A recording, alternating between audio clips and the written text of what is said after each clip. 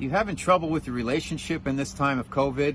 If so, you're not alone. This is Robert Manni, host of Guys Radio. We've got a very special show for you this evening with return guest actually, John Gray, relationship counselor and author of Men Are From Mars, Women Are From Venus. It all begins tonight on KCAA in Southern California, 102.3, 106.5 FM, 1050 AM, Guys Radio. The podcast drops worldwide tomorrow. Again, my special guest is John Gray.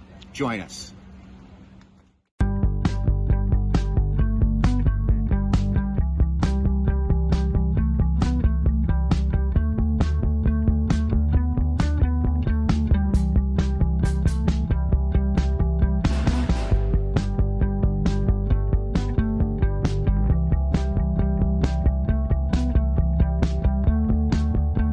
It's Guy Radio. Here's your host, Robert Manni. Welcome to Guys Radio. This is your host, Robert Manni, welcoming you to this show where men and women can be at their best and everyone wins. Guys Radio. We're here to inform, to inspire, to empower our listeners, and I'm doing the same thing. I'm getting the same inspiration and information and empowerment when I talk to my guests on Guys Radio that our listeners are. We think, we feel, and hopefully we act and kind of look past the boundaries of our fence in our backyard to say what else is out there in life that we are not being told about, particularly by mainstream media and the jobs we have and just day-to-day life in the good old US of A. Guys Radio. So bring you some information, you consider it. Maybe you work it into your existence, and maybe you say, that's not for me, it's up to you. But I'm here, and my services, I'm bringing you guests that have stories and journeys and information that hopefully will help you out. So Guys Radio, we've got one of the best today. We've got the return of John Gray. He is the author of the best-selling book about relationships of all time, Men Are From Mars, Women Are From Venus. His updated version is, of course, Men Are From Mars, Women Are From Venus, revisited, and it's fantastic. And I have interviewed a heck of a lot of relationship experts on Guys Radio, because that's really our roots. And I have to say, sorry everybody else, but my favorite book of all time, the most I've learned from a relationship book, is actually John's new book, Men Are From Mars, Women Are From Venus, revisited, because it encapsulates the concepts that he came up with in the original book in the 90s, but also it brings them into more relevancy for today. And it's all based on science, and the archetypes are still true. And really, it's about an ebb and flow between partners. And I can tell you this, in this time of COVID, and this is one of the things we talk about with John, is you can have your relationship fall apart and the divorce rate is up, or you can have it strengthened. And in my case, with my little family, I'm so blessed to have a wonderful wife and son that the quarantine, that time, those couple of months that we've had where we've been kind of locked down, and obviously things are opening up and then closing and opening, and we're getting through all of this, has been a real experience, and there's been a positive in that. First of all, we've been healthy, so we're blessed with that. And also, I think it's brought our family closer together. And if you think about that, how in this time where we're not going out and doing the same stuff as usual, how can I make my relationship better, whether it's as a parent or as a husband or a wife, whatever. So something to think about. So John Gray here on Guys Radio. I can't wait to get into our conversation because it's a good one. Thanks for being here.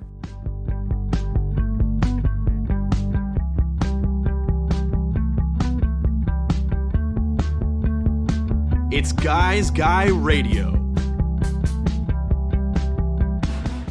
Guys Radio. As I mentioned to everybody, I have a very special guest returning to Guys Radio, John Gray. He's one of my favorite relationship experts and authors.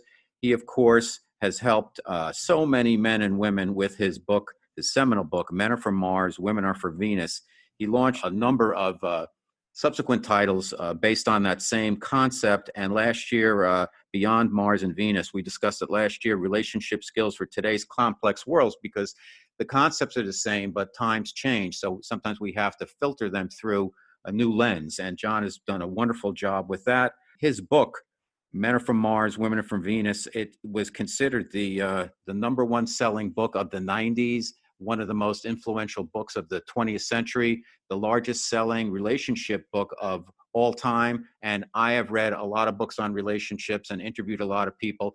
And I am totally on board with John Gray's take, men are from Mars, women for Venus, because it's all about communication. It's not about redefining men and women. It's about being who we are and how we can relate to each other. So I am very honored and pleased to welcome back to Guys Guys Radio, John Gray. Welcome, John. Hey, thank you so much. What a nice introduction. I appreciate that. So let's start right at the beginning and what's happening right now. A lot of people we're now kind of coming out of quarantine, and now we're being warned that we may have to go back, or who knows what's going to happen. But relationships have been strained. People have been cooped up together for a long time. Now they're getting out there. New relationships. I mean, what does that mean anymore? And also dating in this time of COVID-19 seemed like almost you're going to do it virtual or it's off the books. So I would love your perspective on what's been going on and what you see for us, and maybe some thoughts about how people can help themselves and help one another. Well, we've seen the divorce rate going up in China dramatically, in Wuhan from 15 people a week to 300 a week. So that's a huge increase. And doing some shows with police force, they're finding that domestic violence is up in the home. There's all different degrees of escalation happening in our relationships. And after escalation, which means one person upsets you, you upset them, and it gets higher and higher and higher. Arguments turn into yelling. Yelling turns into saying mean things that we don't really mean. We don't know how to take it back. Apologies are really good, but understanding is really important here. You know, when people say mean things, when they're upset, often people say, well, that's that person's true colors. Finally, I understand what's going on. Yeah, that's something that's going on inside of them when they're not them. We have to remember that we have our light side, our dark side. You know, we have things in a drawer that have been stored there and they just mutate. And then you open it up and you have a mess. That's not who you really are. And I'd like to give the scientific basis of that, because this is an important concept, because people tend to hold on to, but you said, but you said, but you said, or you did. And we have to realize that things happen when we're out of control. Escalation causes us to be out of control. It's not as an excuse for these behaviors. It's an understanding of these behaviors. And we can look at it biologically. We have, generally speaking, three major parts of the brain. The front part of the brain, prefrontal cortex, is the executive part of the brain. Genetically, it's the only human part of the brain. The DNA is there, and the rest of the brain is monkey DNA or snake DNA, dinosaur. So, you know, we have instincts, we have the subconscious, which is programming from our childhood, and then we have the ability to make choices and to feel compassion in the front part of the brain, to execute action, to adjust ourselves, to adapt. You cannot adapt if you don't have blood flow to the front part of the brain. And when you escalate in an argument, cortisol levels rise up. Are just living in this state of imbalance that so many people are right now because we're not able to have our normal lives. That puts us out of balance. And that raises stress levels in the brain. These hormones get produced, and that prevents blood flow. Literally, if you measure cortisol going higher, blood flow goes to the back part of the brain, where we begin to behave in the ways that our ancestors behaved when they were under stress. Most of that is learned when we're 7 years old. We sort of adapt from watching our parents when they're under stress. So the worst side of our parents comes out of us when we're under stress. And sometimes it's not even the worst part of our parents, it's the worst part of their great-great-grandparents. We know that this stuff is passed on in the DNA now. This is all proven. So we want to recognize that the person you married is the person who blood flow is flowing to the front part of the brain. And what we can do to avoid that ancestral effect, primitive part of us coming forth, is to understand practical ways to de-escalate. And interesting, you know, that's the whole thing with the police force, de-escalate. In our relationships, we need to de-escalate. And there's a lot of practical things we can discuss to do that. So people have been cooped up and they start to get on each other's nerves.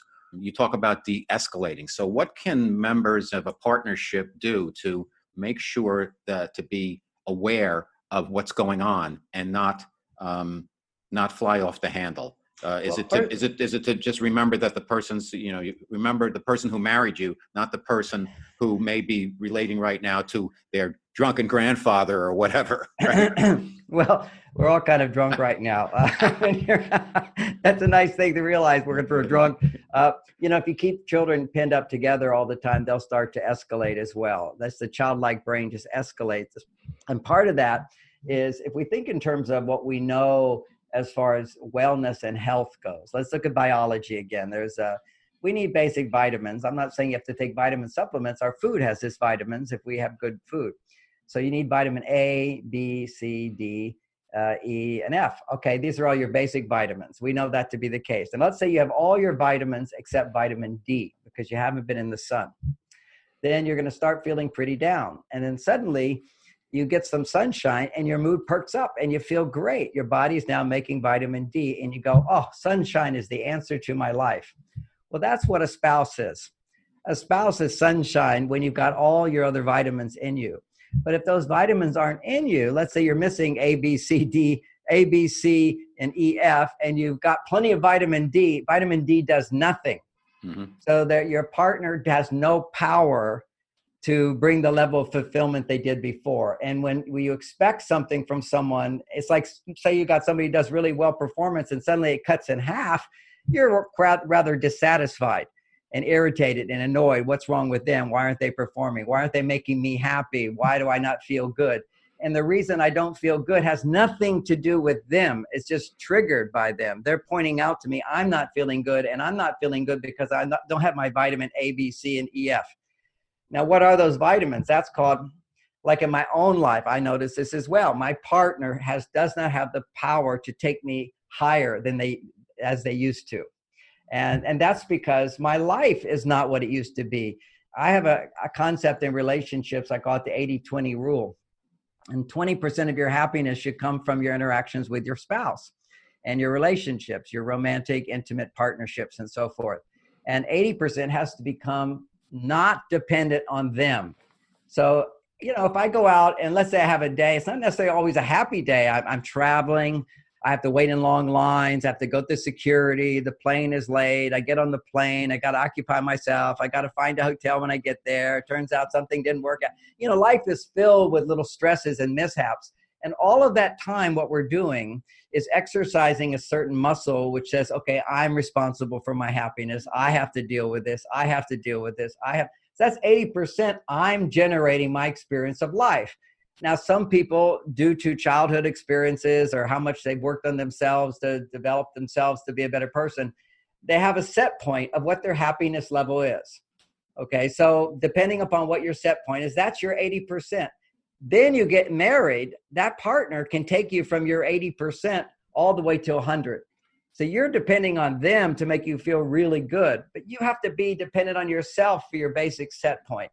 And we don't have that right now. We're all sitting around at home and watching TV and not necessarily exercising all those different muscles of relating with the world, with our work, with the police, with the weather, with money, with clients, all of this stuff we're dealing with all the time. And we're adjusting to come back to a place of happiness and fulfillment. And that's our set point. Then our partner can take us higher. Well, right now, if we're so low, our partner does not have the ability to make us feel fulfilled. And so we experience a dissatisfaction and we start to complain and blame. Complaining, blaming, judging, criticizing, annoyance, irritated, your partner's bugging you. All of those things have nothing to do with your partner. They seem to, but it's all about you not getting all your vitamins, your relationship vitamins fulfilled. So knowing that is one step closer to trying to solve the problem. But you've got to start from, I'm kind of drunk right now. Don't trust my feelings. Don't trust my thinking about my partner. Don't make any decisions. Or if I am thinking, I got to leave this person, I want to end this relationship, just notice, okay, these are the musings of a drunk man, a drunk woman. Putting the pandemic aside, something really important came out of that. And that is the fact that we have to be accountable and responsible for how we feel, for our feelings. And so many times in relationships, somebody will say, you made me feel this way or that way.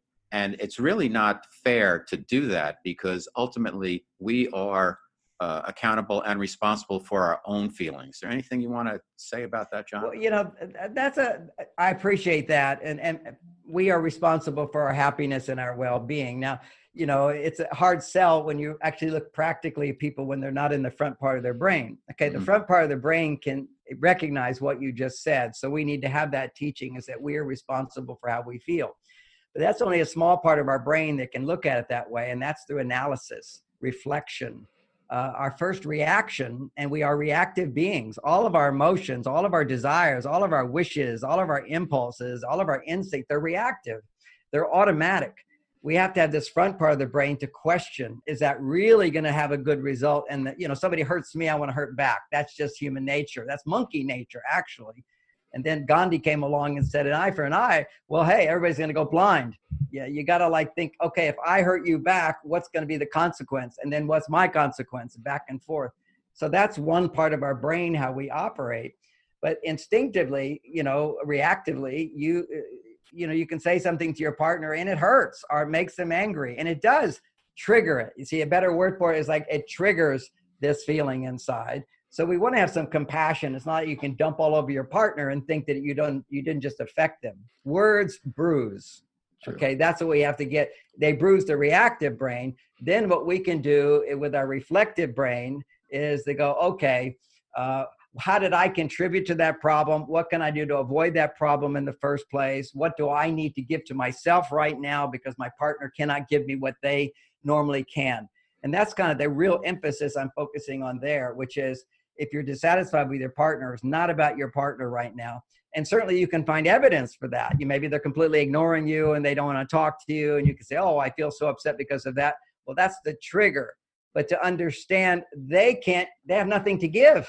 You don't say to your partner, if they're in a wheelchair, they got in a car accident, they're in a wheelchair for 6 months, crutches or something. You don't say, if you love me, you'll stand up and walk. You just don't do that. So we have to recognize that we're all a little bit broken right now and treat each other with that respect and the compassion that comes with that. And it's a time to find our own resilience and self-sufficiency and not be so dependent on our partner. And that is a time where we tend to be more dependent on them because they're the only person around. So it's like we're going to the gym. Okay, we got to exercise that muscle of don't depend on them so much, but appreciate what they can offer for certainly. Fantastic. Guys Radio, your host here, Robert Manni, our special guest, returning John Gray, author of Beyond Mars and Venus. And he's also an expert, in my opinion, on wellness, spirituality, and relationships, particularly. Let's talk a little bit more about with COVID, dating in a virtual landscape. And then if you are a couple, intimacy in a time of pandemic. Any thoughts there? Well, if you're single or you're in a couple? Let's start with single. Should you just kind of push it aside or make some introductions, do some stuff virtually, understanding like that, physically it's not going to happen unless you do it in a different way.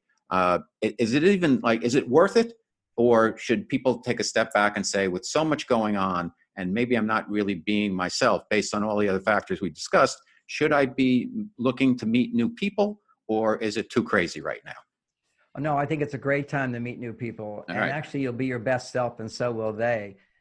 Because, when we started to come out here where I am, I went to a restaurant where you're eating outdoors and with a friend of mine.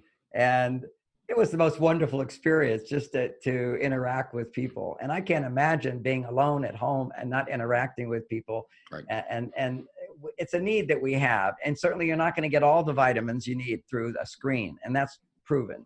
You don't get, when you relate on the screen, you're not going to produce oxytocin. Oxytocin is from physical presence. You have to actually touch somebody, be in their energy field. But to some extent, you'll have that connection.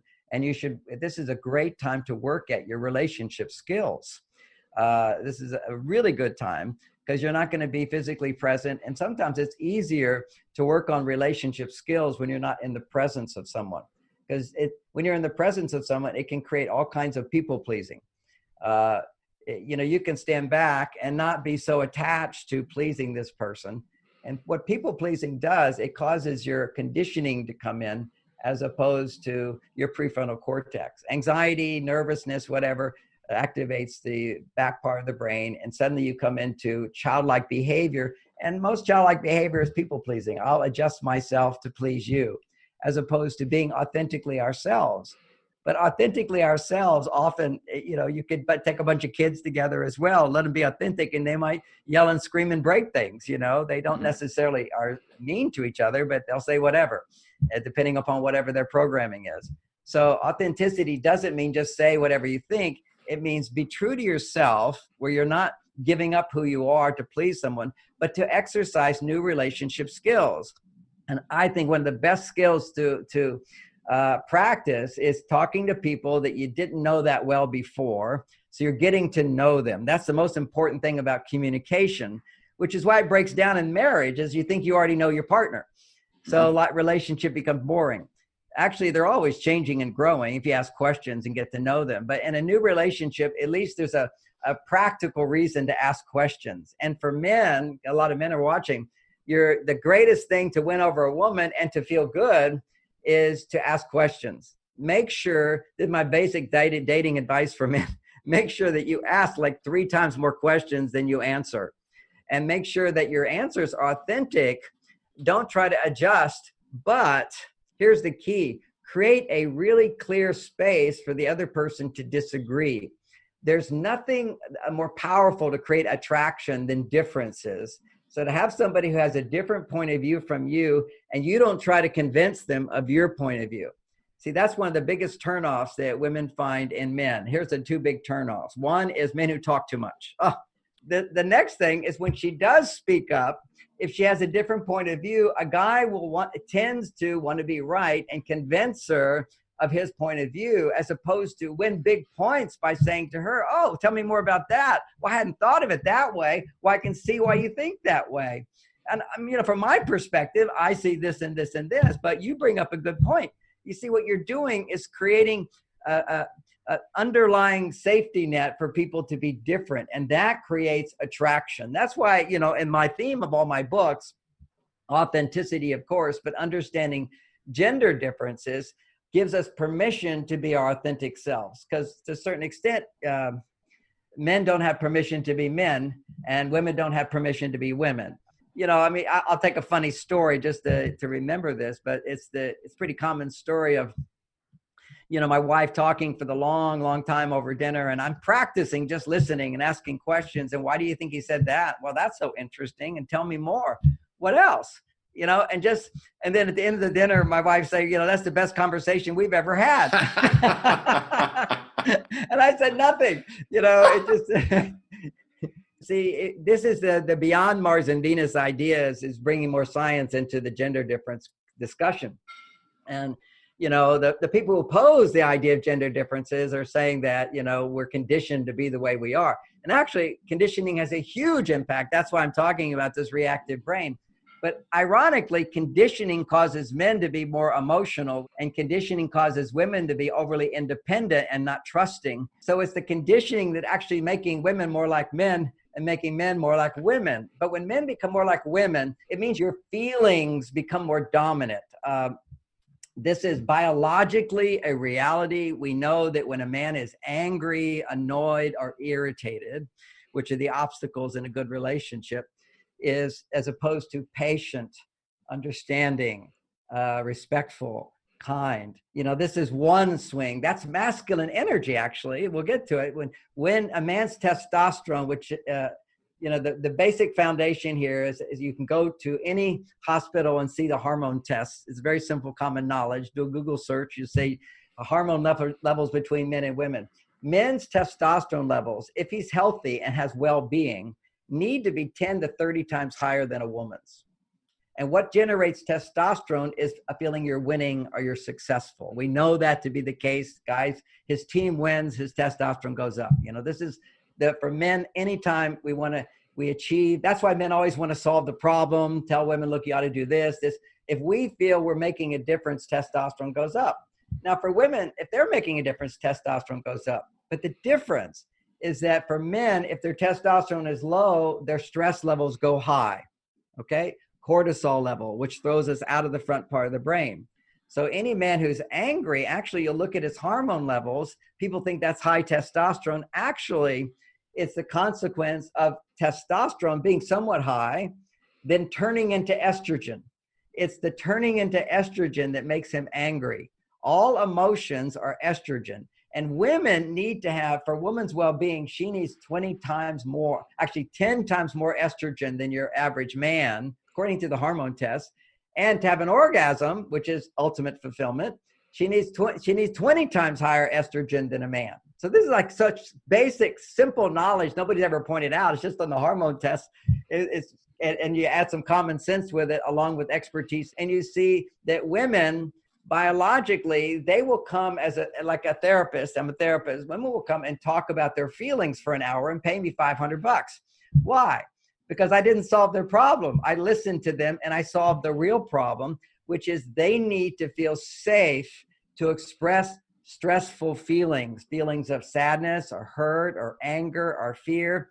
And the last thing I'm going to do is say, no, he didn't make you feel that way. No, I'm going to say, tell me more, help me understand that better. And as she then feels better, then she's able to look at how she contributes to the problem. Okay, that's always the resolution here. We want to be grown-ups. We have to recognize for every problem, there's two people. Okay, that's just, come on, let's grow up. Nothing happens out of nothing. Okay, it's basically they do something, I do something, they do something, I do. It's like ping pong. When I'm in China, I talk about ping pong. One person criticizes, the other person criticizes back and forth. And what's interesting about us men is we tend to walk around quite often with like no big deal, everything's fine, until we get criticized. And then suddenly we've got a criticism back and another one. And then they come back. And then women do tend to carry a long list around with them quite often. As soon as they're feeling stressed, the memory of every complaint comes back to them. They're very vulnerable to complaining because we've seen now in brain scans under moderate stress, there's 8 times more blood flow that goes to the hippocampus. The hippocampus is the emotional memory. So, when you're in stress, you want to remember every bad thing that's ever happened so you can prevent it. So they automatically go to a bias. The brain goes into a bias to look for signs that it's happening again, looking for signs that bad things are going to happen. And they can't see good things are going to happen. They literally can't be optimistic at that time. And men go, how could she be so negative? Actually, she's not so negative. She's just been triggered this 8 times more blood flow than a man would have in that circumstance. Now, men can be triggered generally when a man is experiencing cortisol. Now, that's an adrenaline response as moderate stress. Under cortisol, that's the higher level of stress, men's testosterone goes down and their estrogen goes up. Under cortisol levels, women's testosterone goes up and their estrogen goes down. So it's like a seesaw. That's why when women are feeling pressured and stressed, they're just not interested in sex. They don't have the hormones to lubricate. They can't even enjoy it. They do it as an obligation and pretend like it's okay, but it's not fulfilling. They actually need to have 10 to 20 times more, in the realm of 10 to 20 times more estrogen than a man in order to enjoy physical intimacy. So if she's stressed, it's not about him, it's about her body. She's in a wheelchair right now. She just can't get up. And what we have to learn, which we can discuss, and that's what I discuss in Beyond Mars and Venus, is things that I can do for my partner to increase her estrogen and progesterone, what she can do for me to increase my testosterone. But right now, the most important part of that book is what she can do for herself and what he can do for herself. Because our power to influence our partner dramatically decreases the more our partner is not responsible on their own for their happiness. See, I can bring my wife 50 roses or 1 rose, and it'll create an estrogen spike if she's in a good mood and feeling happy in her life. But if she's not happy and fulfilled in her life, I bring a bunch of roses. Oh, I have to cut the roses. It's just like, It's not going to have the same effect. So our power to influence becomes less when our partner is not fulfilled and when we're not fulfilled. Because if we're not fulfilled and we try to influence our partner, we tend to come from a place of neediness. Well, I'm doing this for you, I need a big response back.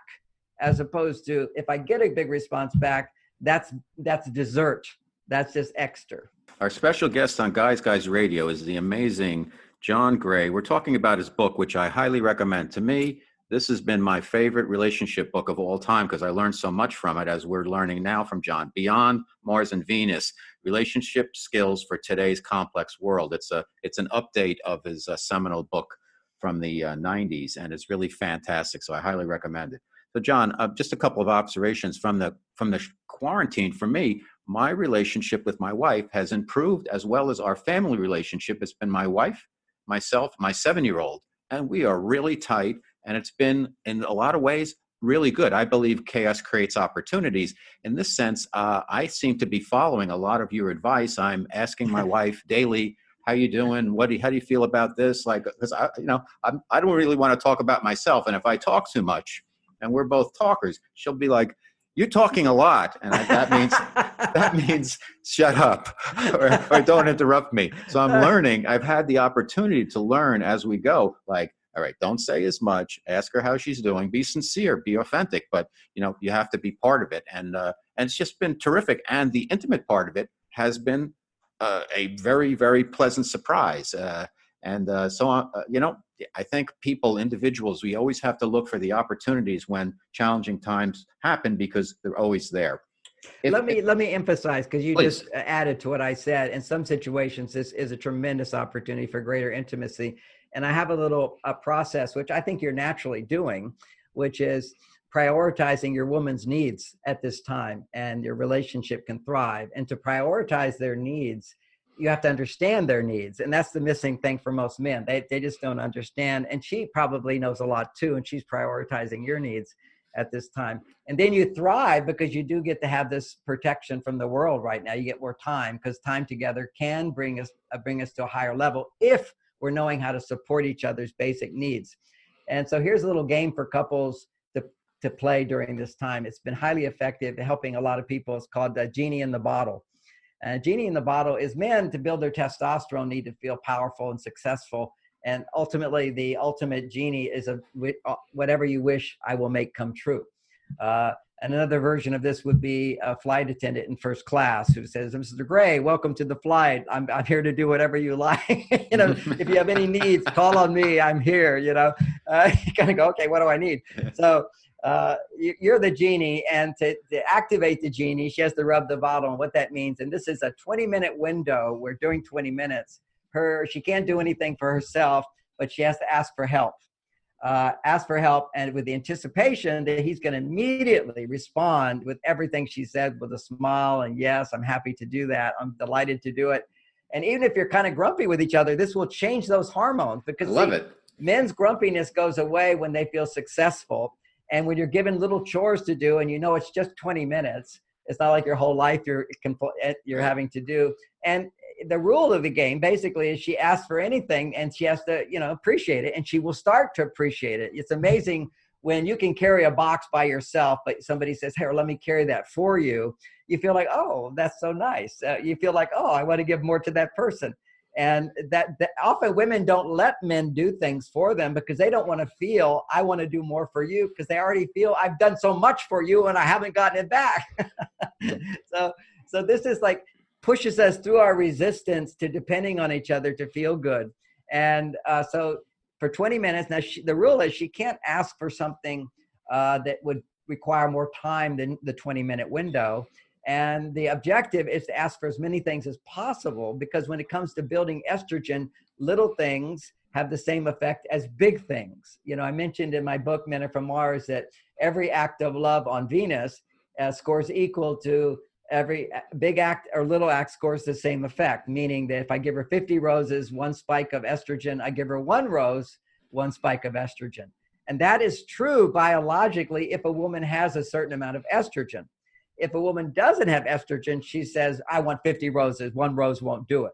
So there's exceptions to everything, of course, but there's reasons why there's exceptions.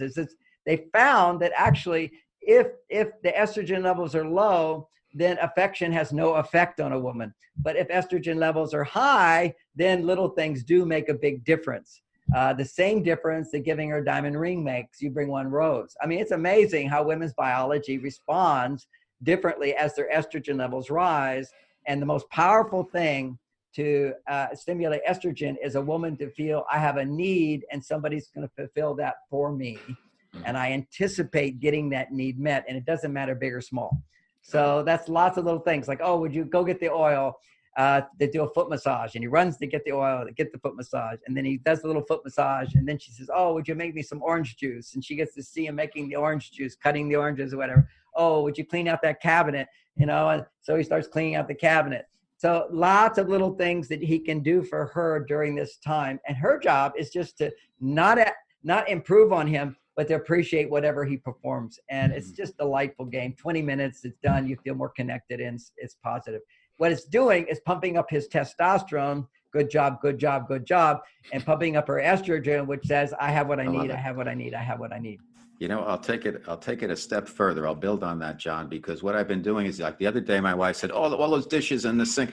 Don't worry, because it was Father's Day. I'll take care of them. And then she went into the other room, and I dove in and I did them all. And then the key was, I didn't say a thing. It's so natural for men to say, do you see, I changed the cat litter without you asking, or, hey, I did all those dishes. Did you notice? No, say nothing. And I know I got some points on that because later on it all paid off. So yeah, it does pay off. You always get more points if you offer to do things or do things without them having to ask.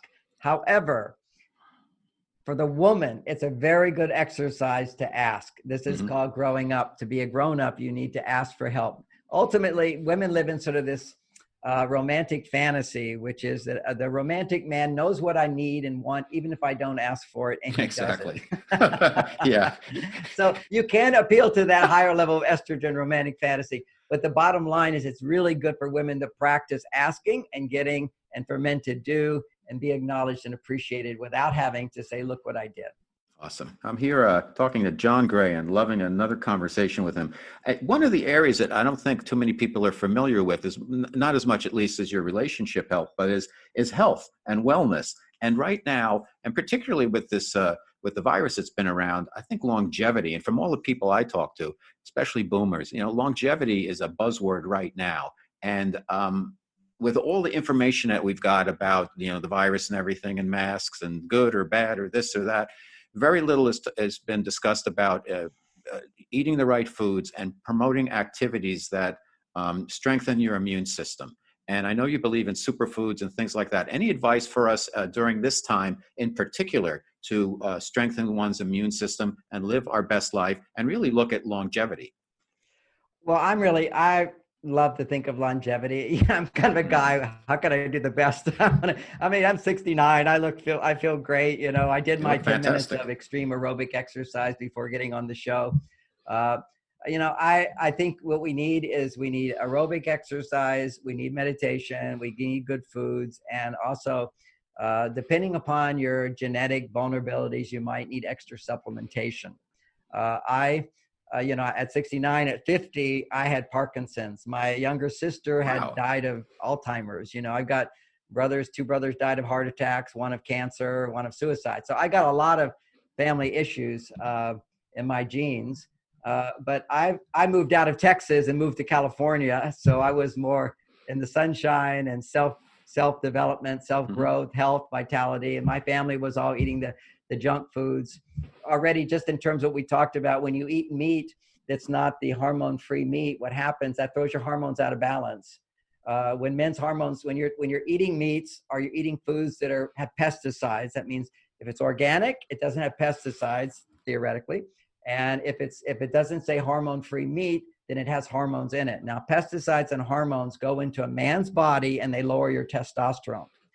What they do is they bind with estrogen receptor sites, send a message to the brain that you've got a lot of estrogen. Their testosterone production goes down as a result of estrogen going into his body. The xenoestrogens are the pesticides.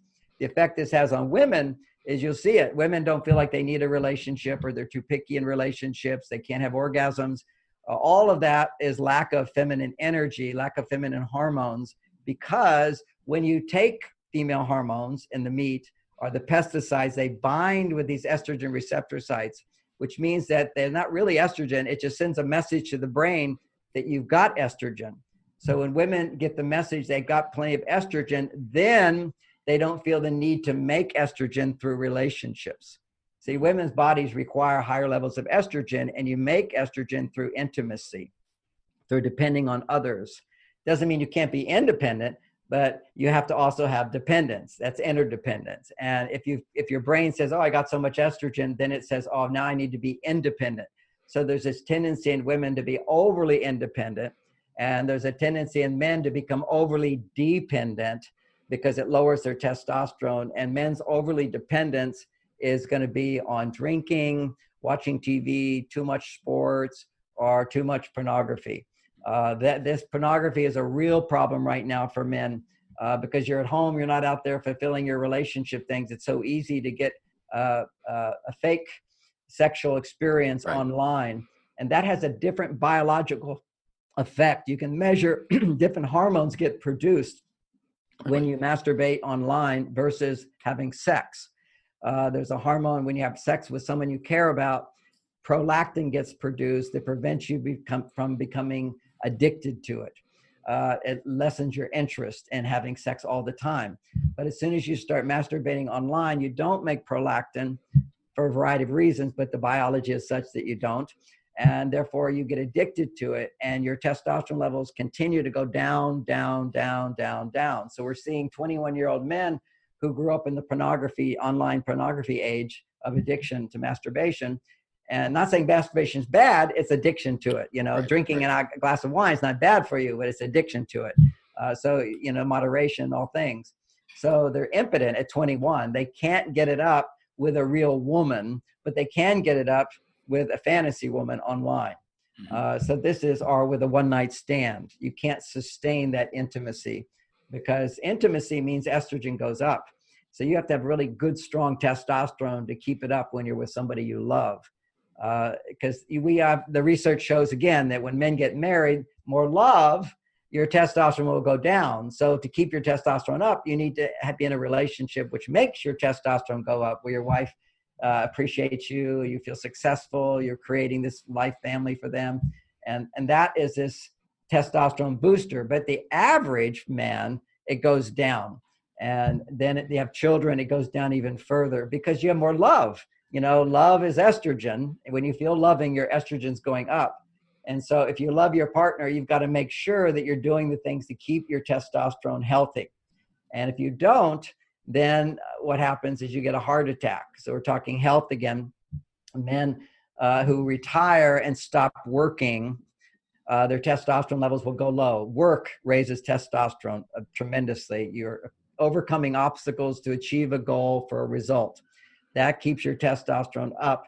And when you no longer do that, you decide, I'm just going to sit and relax and watch TV and play golf, your testosterone goes down and you get a heart attack, according to the insurance companies. So this is, and also let me just say that along the way of testosterone going down, you end up having high blood pressure. And you get up with high blood pressure, then you're going to start, if you don't have these natural things to keep your blood pressure healthy, I test mine every day because all my brothers died, or several died of heart attacks and high blood pressure, is you need to do your aerobic exercise, you need to do your meditation or some kind of relaxation exercise, and you need to have love, and you need to be serving other people, and you need to be having sex. There's people who live long have sex if they're men, and sex is a big part of who we are. Not too much, not too little. Okay, so everything's a dance. And let me throw this in for the guys, because people are always asking me as an expert in sex. I've written books on sex.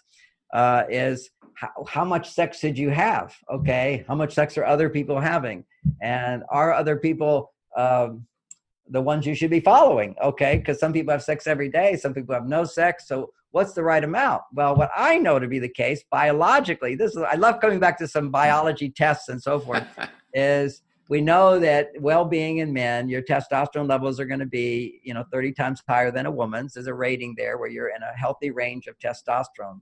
And that's not the only factor, but if you're living a long life, your testosterone levels are up. If you're a man, they're there. And so your testosterone's up. How to keep your testosterone up is don't have too much sex. They found that after you ejaculate and you're a man, your testosterone will go down. That's the Sunday morning blues. Okay. That guy's sitting back, they're done. They need Sunday to rest because I hear you. Okay. So they did their Saturday night thing. It goes down. And it slowly starts to rise over the week. And that's generally considered his normal level. It starts to rise over the week. But if he goes for 6 days without ejaculating, this is biology tests.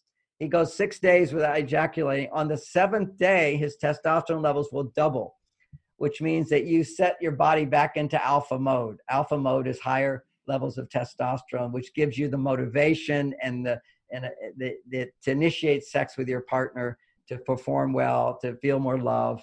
And ironically, when men have higher testosterone, they can feel more love. When they don't have that, they can't feel the love. And that's that day where, you know, you soak back into what am I in this marriage for and so forth. And then it comes back down again. So all it takes, man, is you have sex on Saturday night and you do yourself on Wednesday. It's not going to double on Saturday night. So, you know, and women need to feel, see, women don't need reassurance all the time. Okay. We're all independent people, but women, when it comes to estrogen, they need this reassurance that they're the most important person in your life. Okay. That they're your partner, that we're married, we're a partnership, that you're not going to leave them and you're there for them.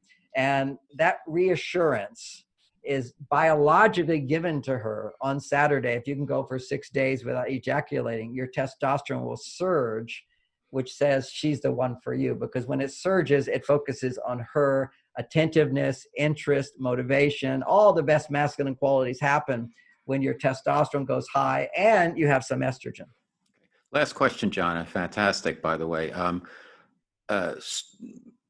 What if a guy goes, either he's in a relationship or even if he's not, and he goes 6 months, no sex? Is that bad or good? Does he like build up some chi? Like I've read about some of these yogi guys or these guys in Asia who like, they don't have sex for years and they believe that it kind of protects their chi. You're saying that it's regularity is a good thing. Just talk to us a little bit about that. Well, I was before I became quote You were a monk, right? I was a monk for 9 years, and I was a pure celibate. I did not, from 18 to 28, 19 to 28, that range. I did not masturbate once. So I kept it in my body. My chi came in there. It converts into something else called ojos. Your perspiration starts to smell like sperm if you don't release it. And it allowed me to have very beautiful spiritual experiences. I meditate every day as a result of that. I think it was the foundation of my success. I think it's one of the reasons I'm not falling into all the traps my brother's fallen into with their health issues. I'm not saying it's a path for everybody. It was a positive experience for me because I was able to use that energy in somewhat of an ecstatic way through meditation. Okay, so I used it through meditation. So if you're not going to have intimacy, physical intimacy, you need to channel that energy. It needs to be channeled. Otherwise, it can get stagnant. According to the chi thing, it will get stagnant, and then you'll want to release it through addictions. So there'll be certain addictive type tendencies that will come about. Procrastination will increase in your life. Passivity will increase in your life. But if you use that energy, so the celibates, generally, historically, celibates are people who use their energy through meditation. So it could also be used through exercise. I don't want to just say it's just meditation, is that you need to exercise more, but you will have this energy that it can become dormant, and then it causes tension and stress, which you can release unproductively or productively. You can use it productively. When I write a book, for example, I mean, I've written 26 books, and it's kind of a hard time for my wife because I work 10 hours a day on a book, which means very little relationship time. And I do it in a month. Okay. In my head, I develop the ideas, and then I sit down and I type and edit and all that stuff. But I'm so focused, and the last thing I could think about is sex during that time. So I'm using that energy for sure, because it is life force energy. It gives birth to babies. It gives birth to a new you, but you need to be using it. And love is a way of using it as well, which is through physical intimacy. Got it. Wow. What an answer. I love it. John Gray, our special guest on Guys Radio. John, thank you so much. You're always welcome on the show. Fantastic job as always. Please tell us where people can find out more about you, all your programs, and Beyond Mars and Venus. Well, if you go to marsvenus.com, there's a free class you can take with me.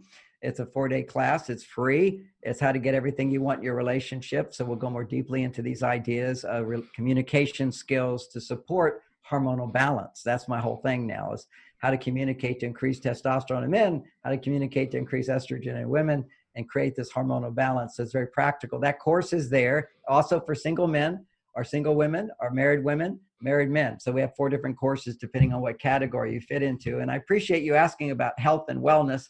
I just touched on it with meditation and blood pressure, making sure blood pressure is good. But there's a host of vitamin supplements that I've studied. And I used to have a wellness center where I tested a lot of things for people, for libido, for better sleep, for more energy, for relaxation, for brain development. I had Parkinson's when I was 50. Early stage, prevented it from becoming worse. And so I have wonderful superfood shakes. I have super minerals that cause your brain to regenerate, because often if we eat the high carbohydrate diet, we deplete ourselves of those nutrients. So that's in the store, Mars Venus Wellness Store. You got a host of 100 videos on health and wellness. Got it. Okay, fantastic. I think we need to do another show about that Parkinson's and health, if it's okay with you at some point. They're tuned into ADD as well. Okay, great. All right. Yeah. Well, listen, thank you so much, John. We're running out of time. Guys Radio, our special guest, John Gray. Thank you. You are a guy's guy, John Gray. Thank you for being here. Thank you very much. Thank you.